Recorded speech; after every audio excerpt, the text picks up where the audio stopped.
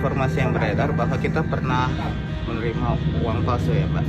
Iya, pernah. Itu kapan kejadiannya, Mbak? Kejadiannya itu tanggal hari Senin, tanggal 16 kalau nggak salah.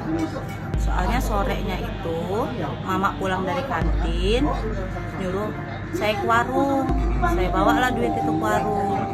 Sebelum saya kasih ke tukang warungnya, duit itu saya lipat. Saya buka kok nempel duitnya, ngelope malahan. Jadi dilihatlah sama tukang warung, ini duit palsu mbak. Nah, jadi saya belanjain, akhirnya saya bawa pulang lagi, ngomong sama mama, ini duit palsu, dapat dari mana? Ya mama kan nggak tahu, namanya orang belanja rame, masuk aja ke tempat duit. Ya udah. Uang pecahan berapa yang buka palsu itu? 50.000. 50.000. Ini udah berapa kali terjadi menerima? Baru sekali. Dan untuk antisipasinya dari kita apa sih? Ya untuk antisipasinya itu setiap menerima duit ya dilihat dulu, jangan langsung dimasukin. Informasi yang beredar bahwa kita pernah menerima uang palsu ya, Mbak? Iya, pernah.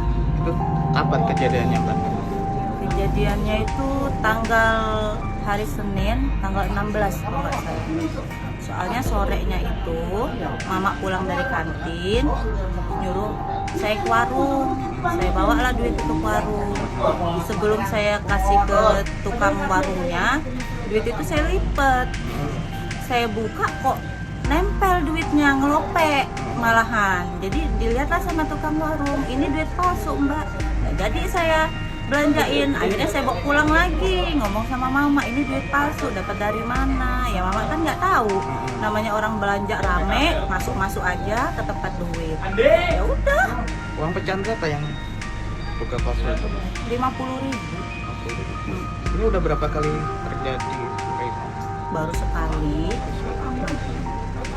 Dan untuk antisipasinya dari kita apa sih? Ya untuk antisipasinya itu setiap menerima duit ya dilihat dulu, jangan langsung dimasukin.